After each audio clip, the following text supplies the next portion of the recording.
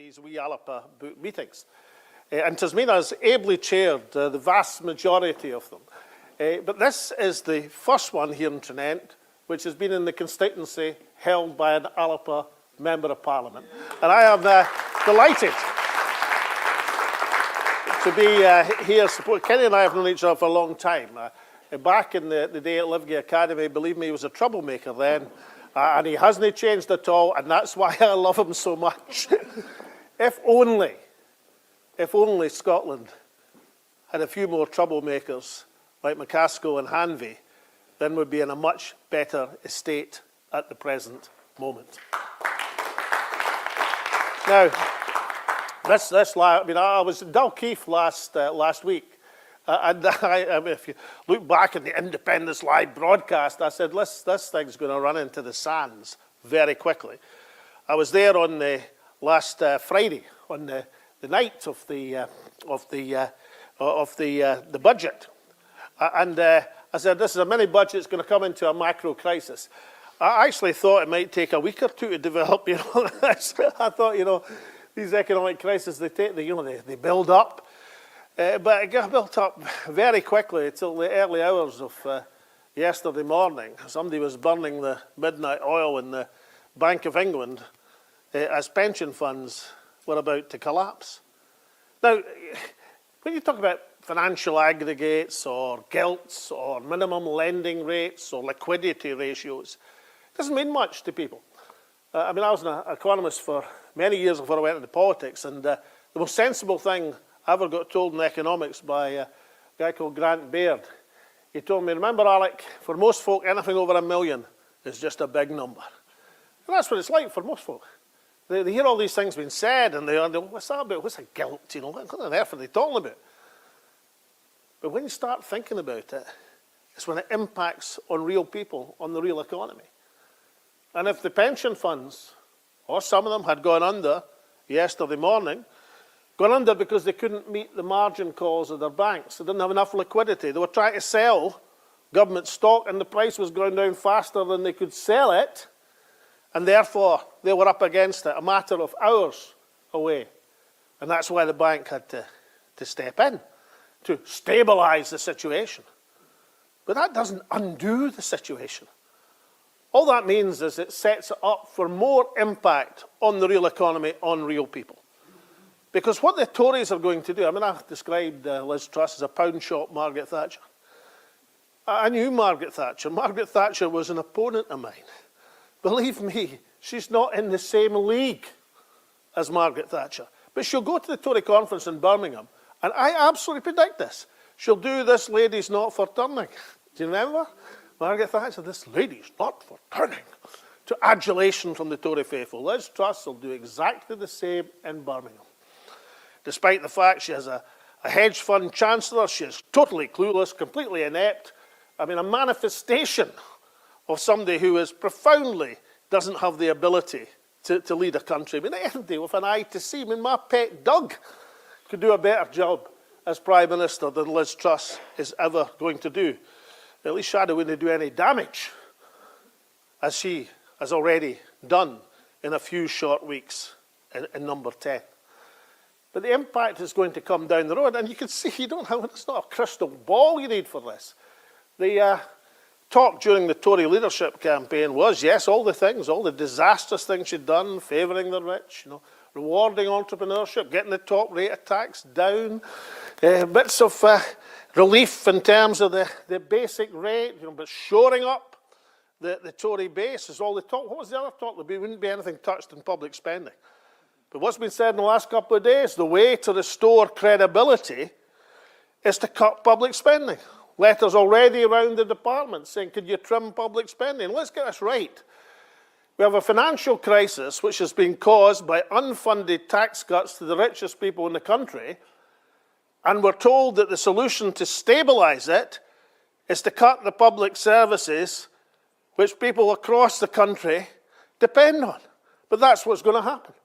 So the real effect on the real economy, the thing that's going to cut home to people is, as Kenny rightly says, when the budgets are further cut at a time when the inflation on these budgets is running in double digits. Because just as everybody in the country is struggling to heat their homes, so every public authority and every private business is struggling to heat their premises. That's the reality on the real economy affecting real people.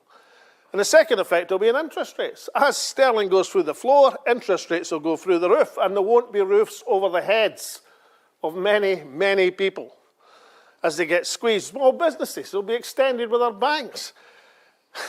Where are they going to be when their outgoings double, treble over the next few months, impacting on the real economy? And they'll offset and try to survive, lay off people, not take on people, and the impact on employment. That's another effect on the real economy. So this is not just games, snakes and ladders in the financial market, not just the Chancellor's pals in the hedge fund industry making a killing off the volatility of the markets. This is something that impacts on real people, and the impacts will be coming down the road. And Kenny's absolutely right. The chance of an early election.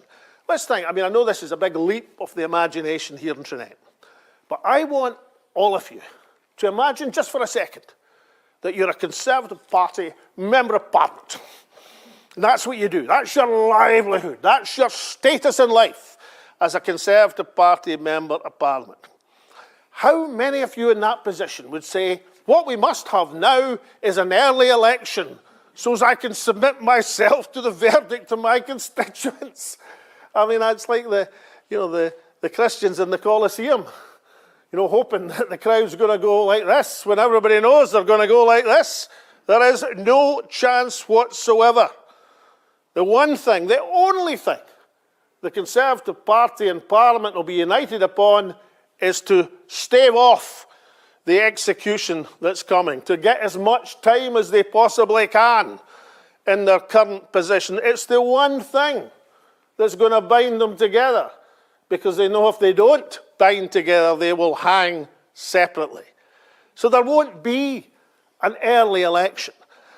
And my question to nationalist MPs, not to Kenny and Neil, they've got there, but to the rest, is when we see what is a fundamental British political and economic crisis, this is not a short-term phenomenon.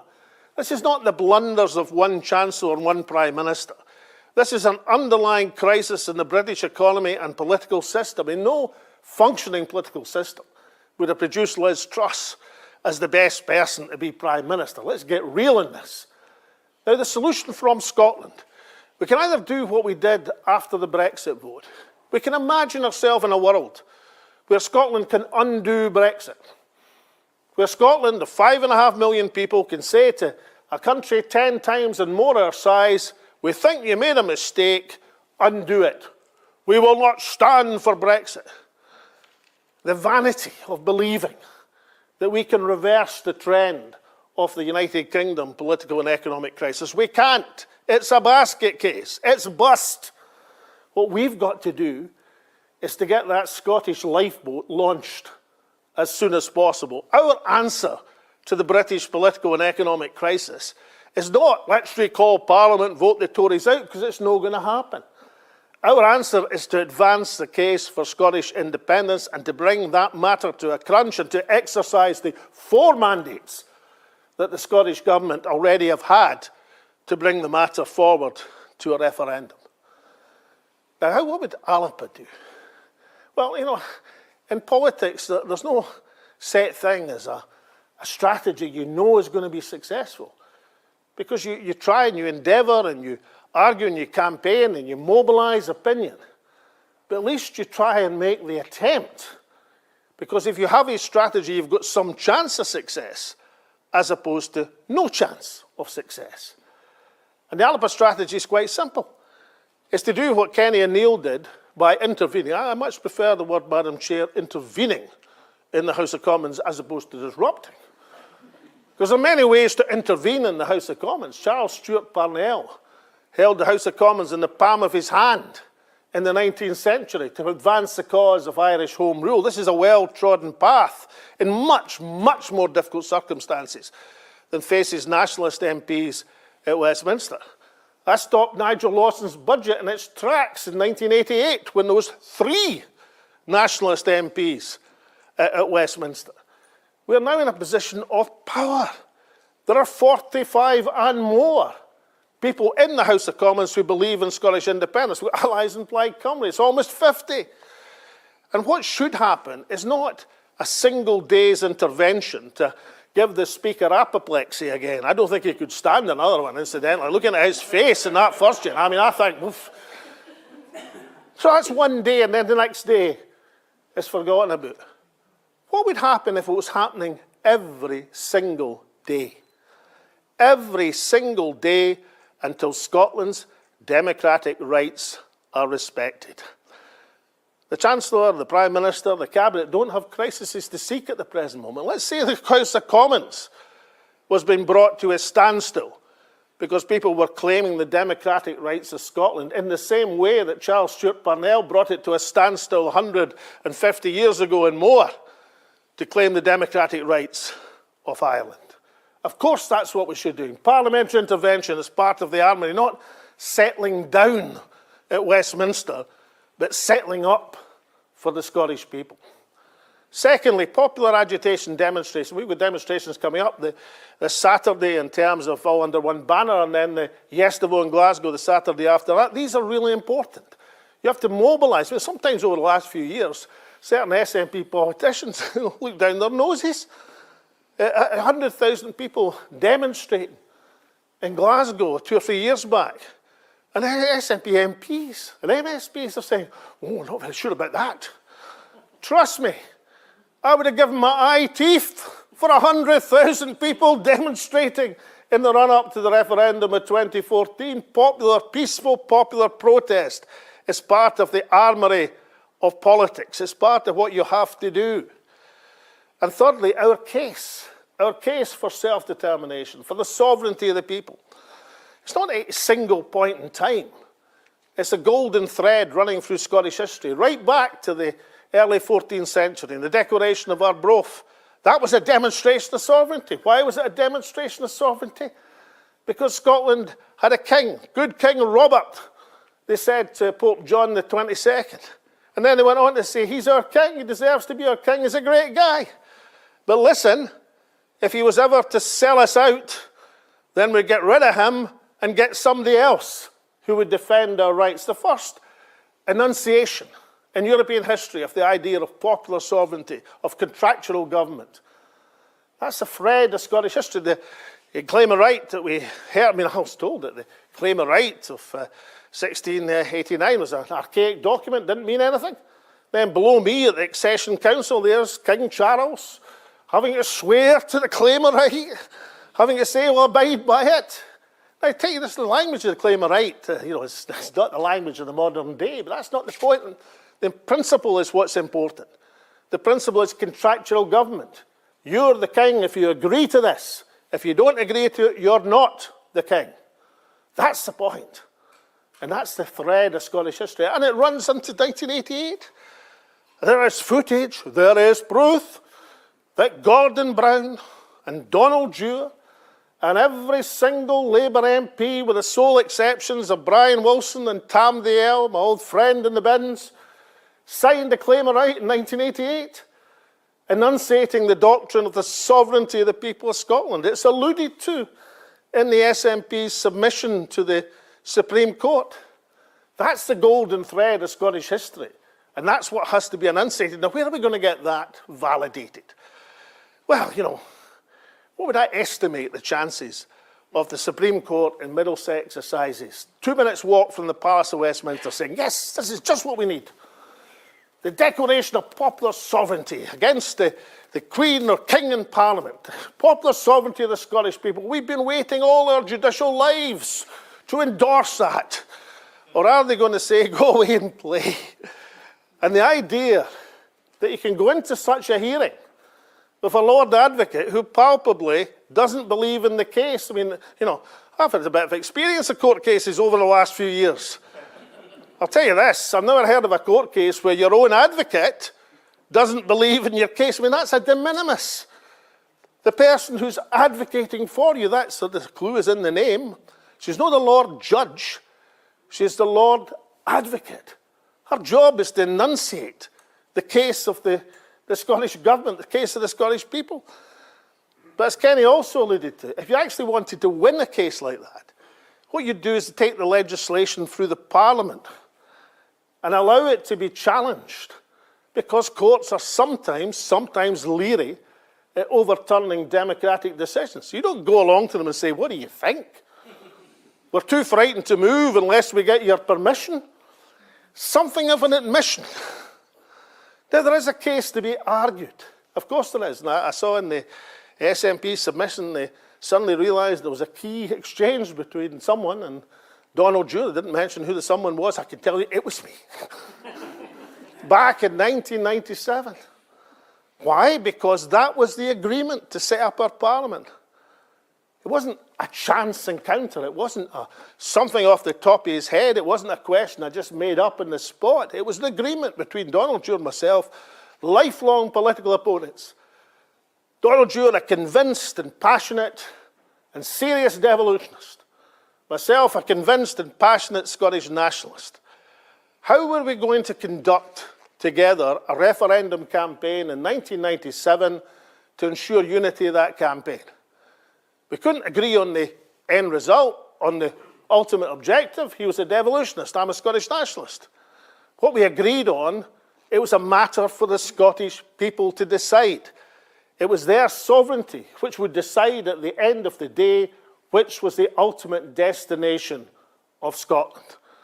Now, of course, that's important because that was the commitment as the legislation was set up. But it's somewhat undermined if you think the best place to deploy that argument is before the Supreme Court of the United Kingdom. The place to deploy that argument is before the international courts, the United Nations, before they asked for the Helsinki Accords, for the European Strasbourg Court on freedom of expression. They're the courts which will listen to that argument. It's strong and it's powerful, but who is going to enunciate it? Who is to enunciate the case? Now, the community of the realm, the civic Scotland, has a huge role to play. But the people who are entrusted, the people who hold in their hand the sovereignty of Scotland are the elected members in the Scottish Parliament, in the Westminster Parliament. These are the people who are the guardians of Scotland, or meant to be, who hold that trust in their hands, that thread of Scottish history, that thing that's so important about sovereignty of the people. It's they who have to exercise it. They who have to claim their rights so Scotland can have its claim of right. And that's the third part of the strategy. Let the MSPs and MPs meet now in Scotland and demand a clarion call that Scotland's democratic rights are respected. They'd be in current conditions with a world watching the disarray of the United Kingdom.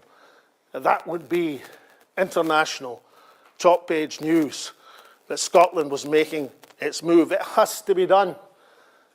And then people say to me, well, what do we do if they're not going to do it? Well, the clue in Scottish history is there as well. It goes back to that Declaration of 1320. There could be no stronger person than the hero king, the victor of Bannockburn, the person who'd taken on Edward Plantagenet, father and son, and laid them low. No better claim you could have than victory in the field of battle. And yet, good King Robert was told in no uncertain terms that if he deserted the responsibility, the sovereignty that he'd been entrusted with, that claim of Scotland, then they'd get rid of him and get someone else in. And that's exactly the response that we should have now. If the people who are elected to defend Scotland, to pursue Scottish sovereignty, to claim our rights, don't do the job, then get rid of them and put in people who will do that. That is the contract between people and elected members. There's an old phrase in Irish history, which I used to think stretched back 100 years. Actually, I know now that it stretches back much longer than that. Much longer, right back to the liberator Daniel O'Connell. And what he said in the 19th century, he said, England's difficulty is Ireland's opportunity. Because he had the understanding that to pursue the cause of Irish self-government and Irish home rule, it wasn't just a case of what was happening in Ireland. They had to look at what was happening in Westminster and London. These are not times where Scottish nationalists should say, let's recall Parliament and get in and solve this crisis. These are not the times. These are the times to say the answer is not to solve the underlying British crisis that we cannot solve. The answer is to claim our rights as a sovereign nation, and Scottish independence is our answer to the British crisis. Thank you very much.